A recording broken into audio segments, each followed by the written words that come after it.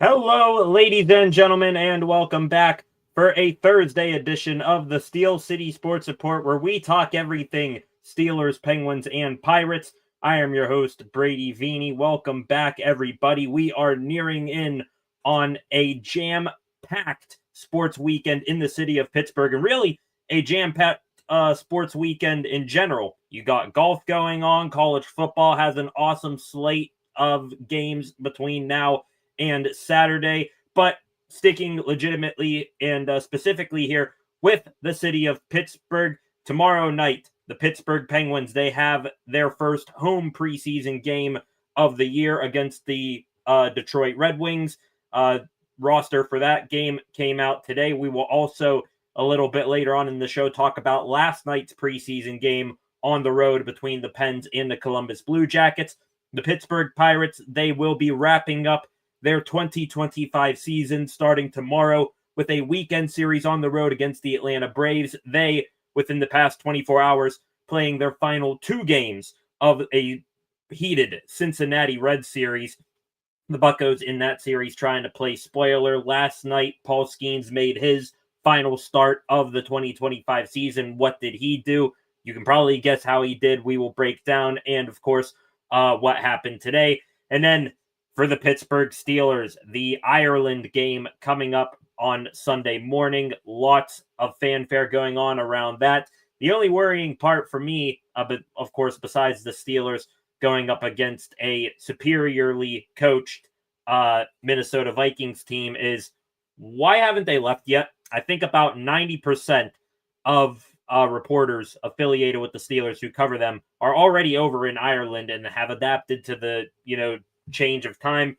For the Pittsburgh Steelers, if I had to guess, they may be on their way to Ireland just right now. I assume that if they have not gotten off the ground already on their flight to Ireland, they will be doing so here within the next couple of hours. So that's that. Tons going on. We are going to start off today's show in a matter of a moment with the Pittsburgh Pirates. But before we get going with that, if you are new here to the channel, as always, please hit that subscribe button and turn on notifications so that you never miss when I am live again. Up to 558 subscribers on the channel now. So that is very nice and dandy. I'm assuming that this Sunday stream, Steelers versus versus the Minnesota Vikings in Ireland, I assume that lots of people are going to be very interested in that. Please come join me Sunday morning when we are live for that. Let's see if we can, I don't know, I'll set a lofty goal here, maybe reach 600 subscribers come Sunday. Also, if you are new here, please hit that like button, hit the share button so we can continue getting as many viewers in here as possible.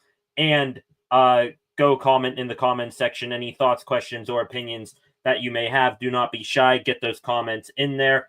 I enjoy interacting with you folks that way. Also, go give the channel a follow at Steel City SR on Facebook, Instagram, and X, and come back later tonight for a new edition of SCSR 60. With that, ladies and gentlemen, let's get right into the Pittsburgh Sports Talk here for the day.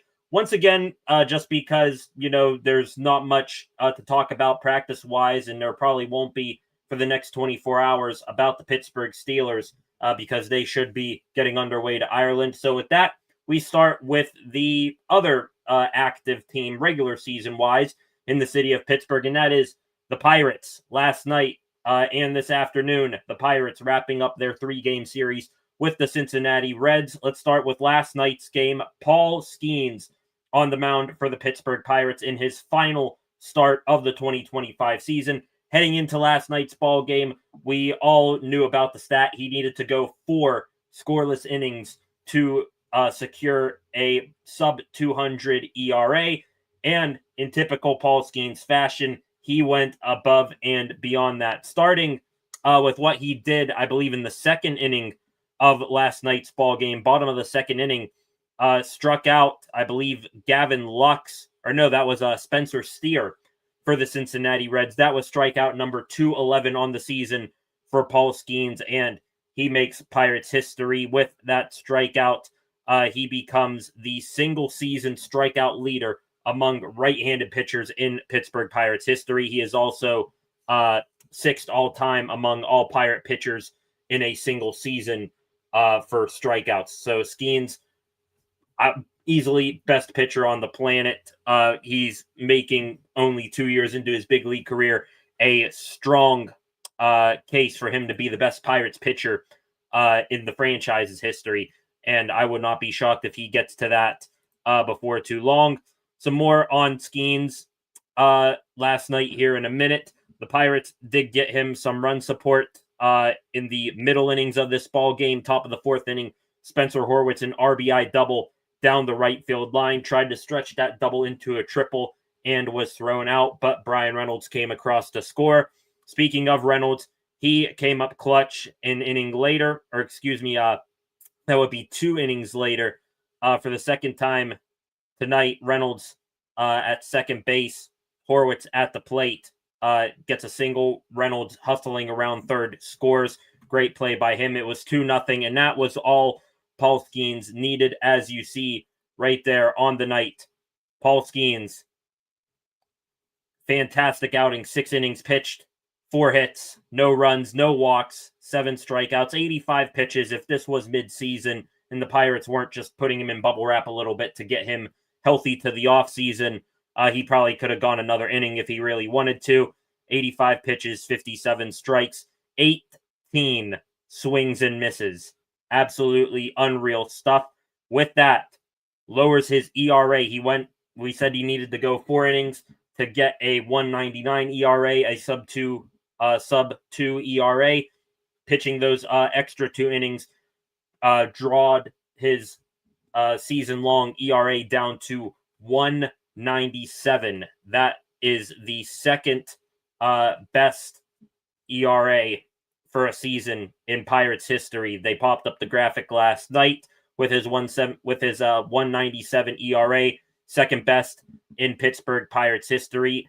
And you'd have to go all the way back to 1916 with Wilbur Cooper and his 1.87 ERA to find a single season ERA lower than Paul Skenes. And everyone else on that list, they're all 1968 or previously, with what Skenes has beaten the likes of Bob Veal, Wilbur Cooper again, Steve Blass, Al Mamo. So, yeah, in the year 2025, Skenes is doing things that we have not seen in our lifetimes or even in our great-grandparents' lifetimes. So, just truly historic stuff on the year now.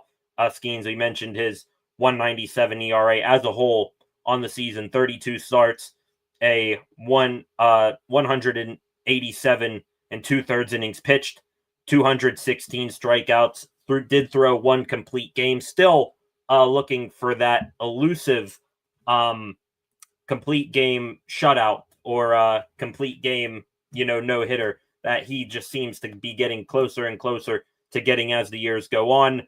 A 1.77 ERA at home. I wonder where that winds up, not just in Pirates history. It would probably be the best, but in Major League history, has any starting pitcher had, as good of an ERA, 1.77 at home? Probably only a handful of people there. And no 95 whip on the season as well. Just historic, remarkable stuff from Paul Skenes. He's the best pitcher, I dare say, in Pirates history. Probably the best athlete in the city of Pittsburgh right now. I don't mean to do any disrespect here to TJ Watt or Sidney Crosby. As a matter of fact, the more I think about it, Crosby probably just a little bit better than Skenes right now. And I only slight Skenes there, saying I don't think he's reached the height of his powers yet, doing truly remarkable things. And he does all that with a 10-10 record. As if there was any doubt, Pirates last night could not get him the win. And actually, per Opta stats here, Paul Skenes, the only pitcher to finish a season with more than 200 strikeouts, a sub 200 or a sub 2 ERA, and not have a winning record. Only the Pirates. Anyways, how his no decision came to be. was up 2-0 when he exited the ball game in the bottom of the sixth. The Pirates bullpen tried to do their best to hold the game, to hold on to the game for Skenes to win as best they can. Unfortunately, the downward slide towards that no decision started in the bottom of the seventh inning, where Oneil Cruz, tracking a fly ball to center field, he goes crashing into the wall, jams his knee, laid down on the ground in pain. Tommy Pham had to come over and get the ball in. Cruz waved off the medical staff and manager Donnie Kelly, even though they came out and checked on him nonetheless, stayed in the ball game.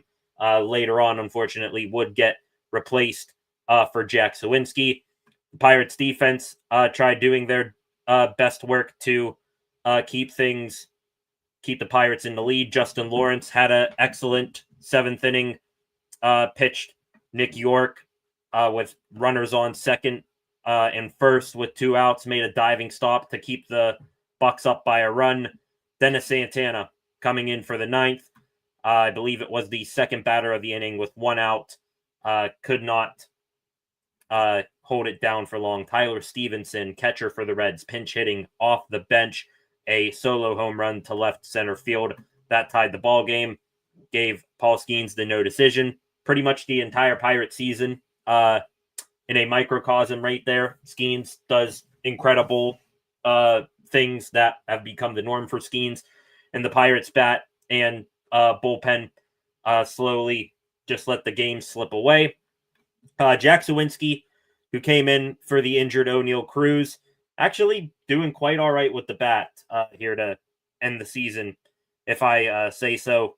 A ground rule double to center field that scored Nick York, the automatic runner, from second base. Dari Moretta, the former Cincinnati Red, came in to pitch the bottom of the 10th inning.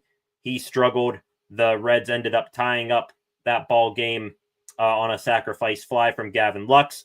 Spencer Horwitz, who has been easily the Pirates' best hitter for the past couple of weeks now, and he, I think, has put together one of the more unrecognized good seasons by Pirates hitters. It's just the team so bad offensively overall has overshadowed it, but Spencer Horwitz, he will be back here next year as this team's starting first baseman, and the way he's hitting, I agree. Third time on the night, driving in Brian Reynolds with a double down the right field line.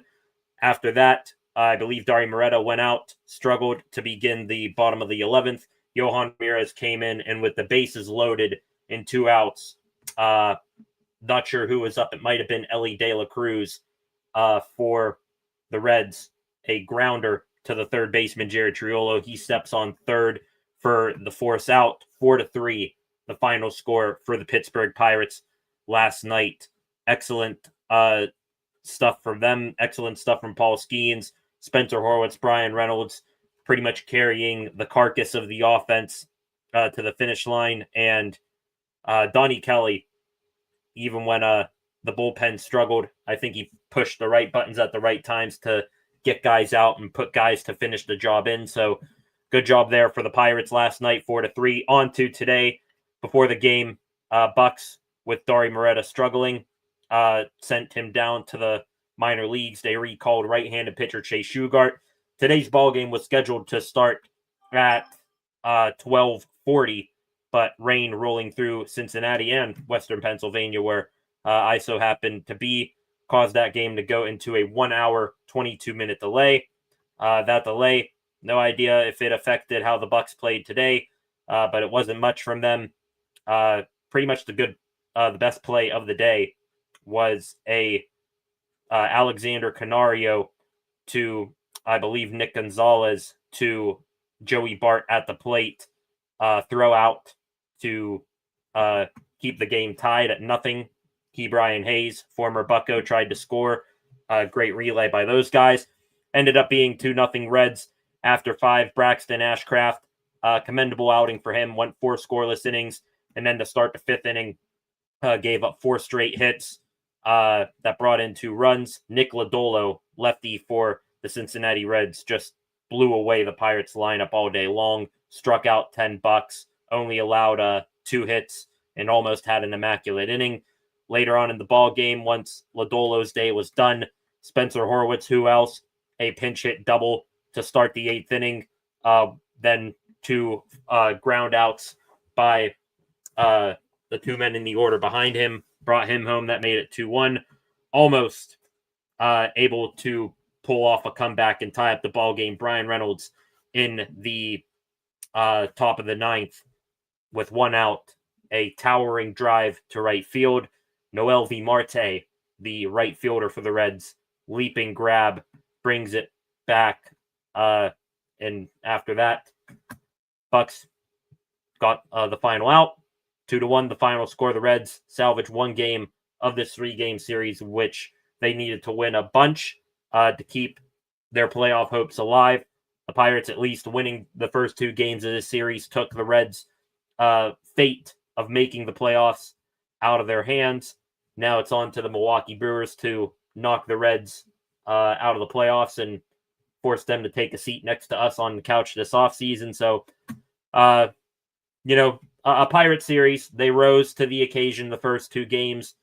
I should say the first game and a half of the series. And then after that, when it really got to, brass tacks time, they faltered away. So a pretty Pirate nutshell series, sort of reflecting the entire season. Like I said, they will have 1 more series on the road this weekend against the Atlanta Braves, and then it is off to the off season with tons of questions with, not enough answers. Will Ben Cherington be back as Pirates general manager? Probably. Will the Pirates have a off season where they go out and actually, go paying for a major league bat to give a shot in the arm to this offense, to give a boost to this offense? Probably not. It might be, as a matter of fact, it probably will be, because why believe the Pirates are going to do anything different until they show you? It'll probably be another offseason where let's go get the newest, washed up, relic at a position of need and put him in a competition with a guy already in our system who's hitting, below 200. So not expecting much from the Pirates this offseason. Not expecting much from them, honestly, in this final series of the season. Paul Skenes done for the year. I wonder if Mitch Keller or Johan Oviedo will pitch in this series. I don't know. I think I forgot who pitches tomorrow for the Bucks. I know Joey Wentz goes for the Atlanta Braves, the former Pirate there, but we'll see how things go. Baseball season wrapping up, and then it'll be straight into talking firmly, at least for a couple of months, about the Pittsburgh Penguins and the Steelers. Speaking of the Penguins, we're going to get into them right now. They last night playing their second preseason game of the 2025 preseason on the road again, and a similar scenario to what they faced in preseason game number 1 on the road, going against the Columbus Blue Jackets. The Jackets last night playing not their, full starting crew, but pretty close to it. They had the likes of Boone Jenner and Zach Werenski and all that in there. Into the game last night, lineup for the Penguins. Love that top line that they put out there last night of young guys: Tristan Brose, Ville Koivunen, Philip Hollander. Young guys who I think are, if they're not there already, they're pretty much approaching their full, development at the AHL level. Might be time to get them in the NHL on a full-time basis. You had what I would say could be the starting, the opening night 4th line for the Penguins. And for a team that's rebuilding, this might be their best 4th line in a while. Connor Dewar, Blake Lizotte, Justin Brazeau. Maybe a bit of a rehearsal for them as a line once the regular season begins. 3rd line, Ben Kindle centering Philip Tomasino and Aidan McDonough. Kindle, McDonough will not be here to start the season. They will either go back to the AHL or their junior team. Tomasino will be here, however. And then the 4th line, forward line, Again, guys who are going to be either going back to the minors or their junior squads. Gallant, Huglin, Atlee Calvert. Defense last night for the Pens. Some interesting guys here who I think, arguably these 6 guys, they are fighting for, I think, the last defensive spot out of the starting 6 and the 7th defenseman on the NHL roster. Caleb Jones paired with Connor Clifton, Alex Alexiev, with Jack St. Ivany, who had a good game last night. Sebastian Aho, not that Sebastian Aho, with Philip Kemp. Arturs Shalovs, the, I guess you can still call him a young goaltender, though he's been in the league for, a couple of years now. He started last night, was then replaced by Philip Larson. On to the game itself for the Pens last night. First inning, wow, talk about baseball. First period, midway through, Ville Koivunen, wouldn't you know it, continues to be a very prominent playmaker. I said that this kid could be a new Jake Gensel type of youngster. If you pair him with Sidney Crosby, he is continuing to show his playmaking prowess from the goal line, getting it out in front to Zach Gallant for the goal. Excellent pass underneath a defender's stick through a couple of bodies. Gallant was able to put it home. After that, nothing went right for the Penguins. I was keeping, a wandering eye on the game on the Penguins website here because I was watching Paul Skenes here, but from what somewhat I paid attention to, it did not look like a good game for the black and gold beyond that opening goal.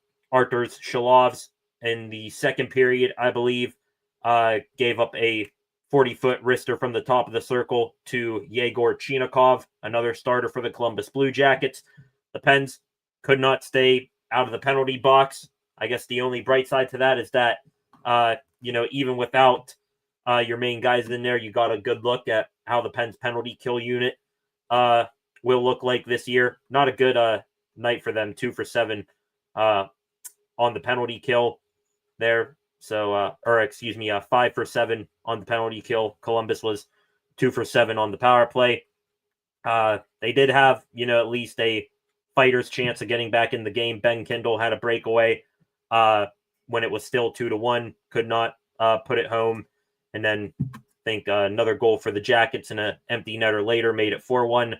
Some other takeaways from the Pens game last night, besides, some of the obvious, Ville Koivunen being a playmaker, Ben Kindle with that breakaway amongst many other scoring chances he created. Too much time on the penalty kill. But I think this is, a perfect example of why the preseason doesn't matter. That last night's game was mainly to get a look at, some guys that are either going to be going to the AHL or are competing for spots before the regular season began. A deceptive loss, but, for most of the game there, I think they held their own against at least half, at the very least, half of the starters for the Columbus Blue Jackets. So, anyways, it is what it is. Pens are now 0-2 on the preseason. Not going to take much away from the first 2 preseason games. Youngsters going up against, grizzled vets and starters already established in the league.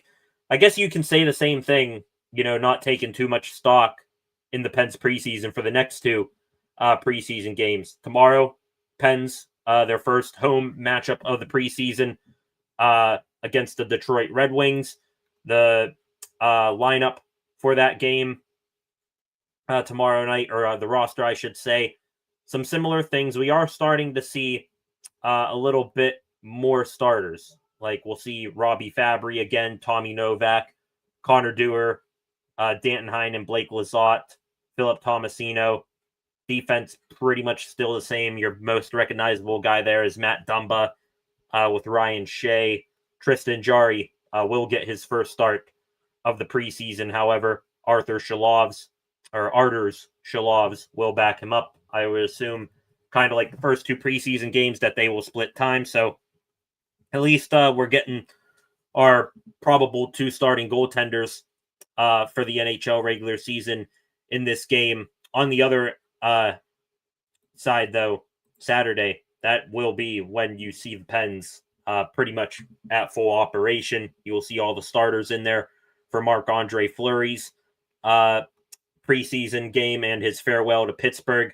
At the same time, Blue Jackets, seeing how they played all their starters for the most part at home. I don't really think they're going to play many starters Saturday against the Pens. But anyways, tomorrow, Pens and Red Wings. Saturday, Pens and Blue Jackets. Not too many starters, but still recognizable names for tomorrow night's game. And then Saturday, I'm expecting a full dress rehearsal for the Pens. I am not sure, though. I don't think they had practice today at their facility in Cranberry. I want to say that today was a rest off day for them. And then they'll have, morning skates and probably scrimmages for those not playing tomorrow's game tomorrow. They did make one roster move, though. That's what we did learn today from the Pens. Defenseman Quinn Beauchene, a 5th-round pick from the Pens in this year's draft. He was optioned back to his junior team, the Gulf Storm, in the Ontario Hockey League. And, that kid got sent home from Pens training camp, but you cannot be anything less than impressed and hopeful for that kid's future, especially as a 5th-round pick. Showed his toughness in the prospect challenge up in Buffalo, got into a couple of scraps up there, and then I believe played in either both or at least the first preseason game, showed some good stuff there. Lots of people paying attention to, some bigger prospects like Owen Pickering, Harrison Brunick, Ben Kendall, Ville Koivunen, those types of guys, Avery Hayes as well. But Quinn Beauchene, guy to keep in mind, not, saying next year to make the Pens roster, but maybe, 2-3 years from now. I think that kid's going to be something in the NHL, and that he will find himself a solid role on this Pittsburgh Penguins team. All right, ladies and gentlemen, 5 of you in here, welcome to the live stream. We do have a commenter in the comment section, Paranormal in the Funhouse. Welcome back, Paranormal. Let's go Steelers. We are going to get to them next here, Paranormal. Did not forget about the Steelers today. Also, per usual, Johnny on the spot, Flacco. Welcome back, Flacco. We are going to get into the extra Pittsburgh sports news, and it is going to specifically be about the Pittsburgh Steelers today. There is not much news going on for the Steelers today because it will be a travel day. They may or may not be on the flight to Dublin right now. As a matter of fact, let's go see here. Let's go to X, see if we do have any news of them, if they're on their flight yet.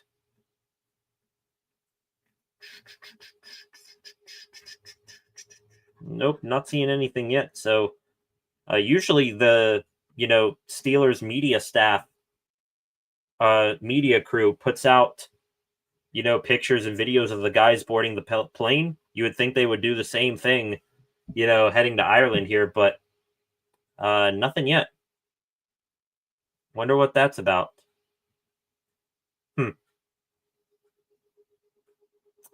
All right. Anyways, to the comment section here, Flacco here just cleaning up. That's all right, Flacco. Going to be wrapping up things here soon anyways. Bit of a slow day here in the Pittsburgh sports news world. Of course, you talked about the Penguins in their game last night, and you can talk about the Pirates. But, really not much excitement to talk about regarding either of those teams. The Pirates, even though they played spoiler to the Reds, kind of hard to get too in-depth or too excited about them with how their season has gone. And the Penguins, we can analyze preseason games, but in the end, are they really going to matter all that much? Probably not. But things that do matter, the Pittsburgh Steelers and their upcoming game this Sunday, against the Minnesota Vikings in Dublin, Ireland. And as I was just mentioned, looking to see if they left yet, to my knowledge, they are still here in Pittsburgh. And my assumption would be that they get on a plane, sometime soon, because that's what Darius Slay said, that they would be leaving today. So anyways, the Steelers today, they did have another, I guess, light practice, sort of a walkthrough. And here is the injury report for today's practice, looking at things here. Nothing too out of the ordinary, except for, remember yesterday, we were seeing video of Jaylen Warren running through drills with a sleeve on his right leg. Was listed as a limited participant yesterday, and his status was a resting veteran.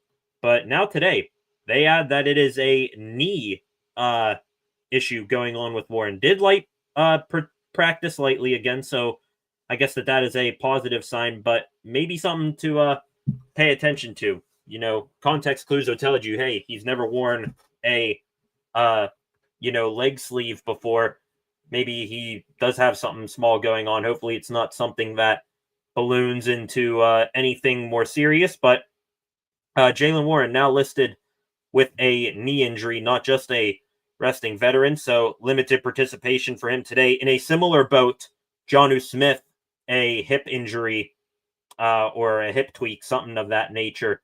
He was a late practice today as well. Did not practice yesterday because of the resting vet status that he does and that others do. But today, limited participant with the hip injury. That honestly might be a bigger blow than what people may realize. If that is something that is really hampering Jonnu Smith, Pat Freiermuth, as much as, I love Muth and we all love Muth, he's been borderline invisible through the first 3 games of the season. And Darnell Washington has pretty much been used in 2 ways, either out there to help block in the pass or running game and, be a red zone target. But if Jonnu Smith, if this hip thing is going to be, any problem for him, the Steelers, for a team that runs the most multiple tight end sets in the league by a lot, but yet still the offense isn't producing all that much, especially from the tight end position. That might be worrisome. Jonnu Smith dealing with that hip issue, so hopefully he is all right. Couple other notes from the injury report. Of course, we've talked about Joey Porter Jr. and Deshaun Elliott. Porter still coming on the comeback from his hamstring ordeal he suffered in week 1. Deshaun Elliott with his MCL sprain, still coming back from the knee. Both of those gentlemen, again, limited participants today. If I had to guess, probably the way Mike Tomlin does it, you would need to see full participations from those guys if they are going to have any sort of chance to play this weekend. If they are a limited participant, again, I assume that they will be held out of abundance of caution and maybe take them into the bye week, for them to get fully healthy then. But if they're full participant, they might be a full go, unless, they're a limited participant. We're going to be talking about this maybe tomorrow, maybe on Sunday as well, pregame. I think we all can come to the conclusion that this game may be the biggest game on the Steelers schedule. Not for the team itself, but probably for the big head honchos of the team, the owners. I'm sure Art Rooney wants it. I think Mike Tomlin wants to do right by his, current employer in Art Rooney, but also by Dan Rooney, the ambassador for the United States to Ireland. So could be an all-in game for the Steelers. That might be the only way that I see Elliott and Porter playing if they are limited participants. Other names on the injury report here. DK Metcalf was not on the injury report Wednesday, but was on this one today. Did not practice. He's a resting vet, so nothing, worth noting there. Patrick Queen, a full participant after a light practice yesterday, still, managing that oblique injury he suffered against the Seahawks. And then everyone else on here, Isaac Seumalo, TJ Watt, Cam Hayward, still, resting. Seumalo did practice today, but Watt and Hayward taking the day off. And the last name, of course, Alex Highsmith did not practice today with his ankle injury, will not for the rest of the week. So that is the Steelers injury report here for today. Porter and Elliott still hopes that they will be good to go on Sunday. I still think they need to be full participants on whatever sort of projected practice they have for tomorrow. Jonnu Smith, Jalen Warren, will keep an eye on them and their small injuries right now.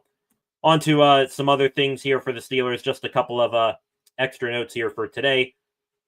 Typical Thursdays, we hear from the Steelers coordinators. Did not see much from Terrell Austin today, though you don't really see much of anything right now because, like I said at the opening of the live stream today, all of the Steelers media, they're already over in Ireland. Bob Pompiani, all the beat reporters for the many different outlets, they're all over there, splitting the G and all that in Ireland already, and the team is playing catch-up. So, anyways, getting news here on the Steelers. It's coming pretty far and few between here, but we did hear, at least from Arthur Smith, Steelers offensive coordinator, a little bit today.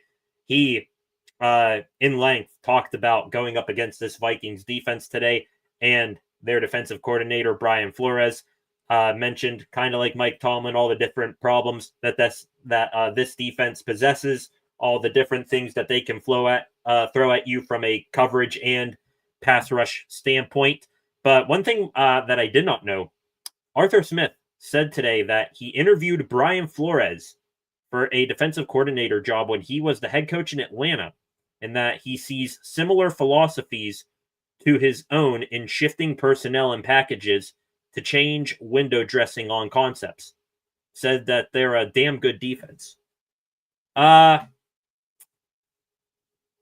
don't really know if I see any similarities, to be honest, Artie, between yours and Brian Flores' defense, how you both operate your units, because if you were putting yourself in the conversation with the Vikings defense led by Brian Flores, that would mean surely that your offense is top of the league, in your own side of the ball, kind of like the Vikings are on defense. That is not the case. Vikings defense, Arthur Smith comparing, seeing similarities between how he runs his unit and how Flores runs his unit. But, if you run it similarly, wouldn't you see similar results? The Vikings defense this year, the sixth best defense in the league in total defense. Against the pass, they are number 3 in the league. They have only given up 141.3 yards through the air and have only allowed 2 passing touchdowns. On the ground, that may be where you can, beat them a little bit. Arthur Smith likes to, go with a run-heavy, run-centric offense, even though the Steelers kind of suck at it right now. But the Vikings, they haven't been, they haven't been terrible, but they also haven't been the best team against the run this year. They are 22nd in that department. But scoring defense, total touchdowns allowed against this year, the Vikings, 5. That is tied for 9th in the NFL with the Indianapolis Colts, which I'm still baffled by how good they are, and the fact that they, didn't punt until their 3rd game of the season, and the Kansas City Chiefs, who are just, terrible right now. So, anyway, yeah, Vikings defense, very, very good. They are also, on the outskirts of the top 10 for red zone defense, and the most worrying thing that they are really good at, they are the 5th best defense in the NFL, again, on 3rd downs. 5th in the NFL on 3rd down defense. They have had a 31 0.6% defense third down rate. So for a team in the Steelers that gets to third down a ton, and especially against the Patriots, they could not convert those third downs for a majority of the game to save their lives. That is not going to be a fun matchup to, go through there. As for the Steelers offense, remember Arthur Smith saying, I see similarities between Brian Flores and I and how we run our units. Let's take a quick look here, just buzz through the Steelers offense. Total offense here, they are 30th out of 32. Passing offense, they are maybe a little bit better, 24th. Rushing offense, they are second to last, 31st in the league in rushing offense, averaging 63 rushing yards a game. That is only better than the Cincinnati Bengals, which they are just abysmal, a 49 rushing yards per game on average. But they're kind of expected to be near the bottom of the league because, even with Joe Burrow out injured, they're still going to be a pass-happy offense like what they are designed to be with Jamar Chase and T. Higgins. So them being at the bottom, not all that surprising. The Steelers, though, at the bottom with them for a team that's supposed to, make their hay in the running game. It's not a good look there to be in that company. And scoring offense, at least the Steelers are a little bit better here. They are 12th, 8 touchdowns on the year, but that's going up against a Jets defense and a Patriots defense.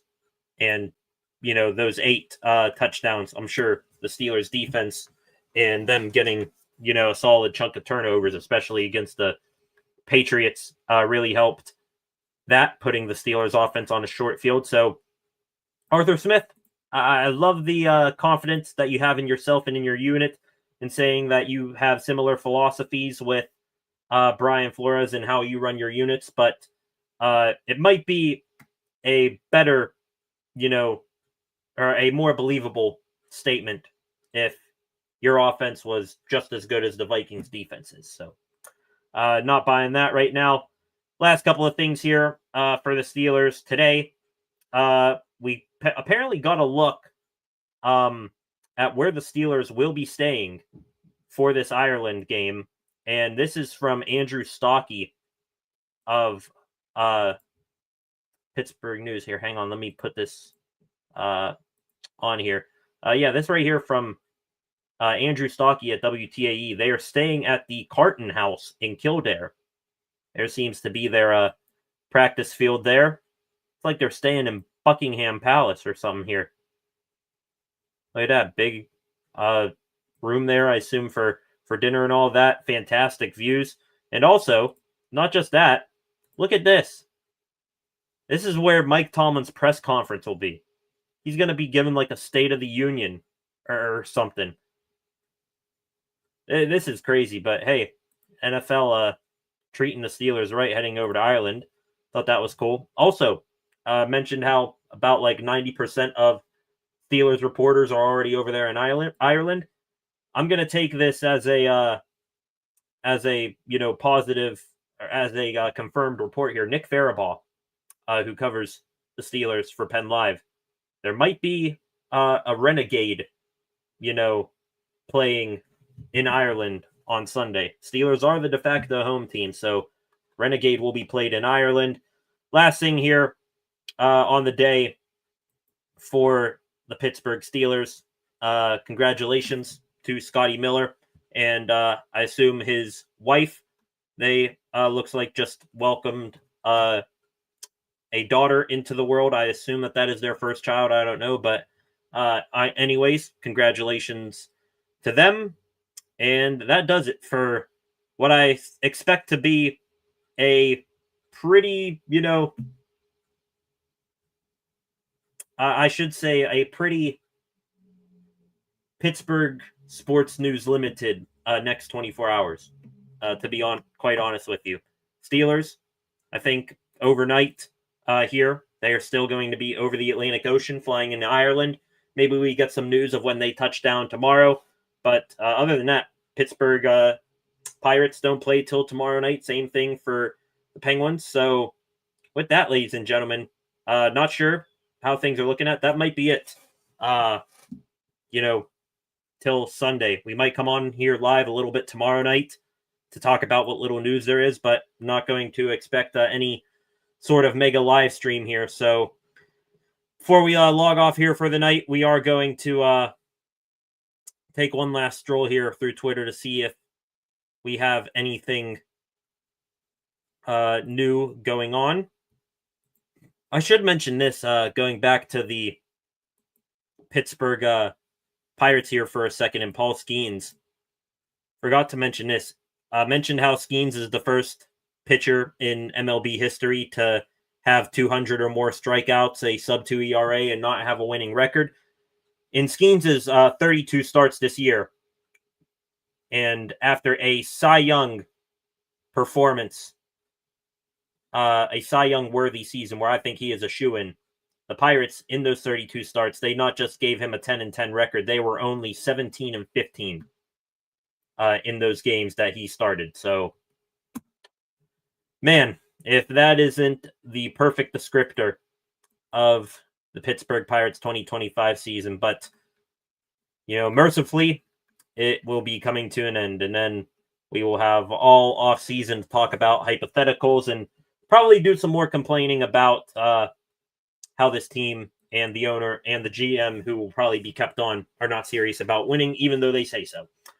So with that, ladies and gentlemen, I think that'll do it for tonight. There will be we'll put a pin in it. We'll say, depending on how the news cycle shakes out over the next 24 hours or so, we'll see if we have anything, massive to come back on here tomorrow night and talk about. If there's, nothing major popping off, I think that will be it, and we will just head into the weekend and get extra psyched up for the Steelers game in Ireland. I have been working today on some new graphics and things like that for the Ireland game. Excited to show those off here on Sunday morning. But if we do not come live here tomorrow night, then hope you guys all join me back here on Sunday. That live stream will be made at some point Friday night. So once you see on the channel that the live stream for the Dublin game get put up, be sure to, go on there, click that notify me when live button, because we'll be up early and we will be raring to go for this Ireland game. So with that does it for tonight. Thank you to all of you who joined in. One last time, please be sure to hit that subscribe button, turn on notifications so that you never miss when I am live or upload a video again. Like this live stream, share this live stream, leave a comment on it after the fact. I always go back and see those comments, and I will, drop you a like there and maybe respond. Also, one last time, go check out the channel at Steel City SR, Facebook, Instagram, and X. And be sure to tune back in later this evening for a new edition of SCSR 60. That'll do it. Maybe we'll be back here tomorrow night. Maybe we won't. If not, we'll be back here on Sunday live for Steelers versus Vikings in Dublin, Ireland. Should be a fun live stream. And I'll see you guys when I see you next time. Have a good rest of your Thursday night. Peace.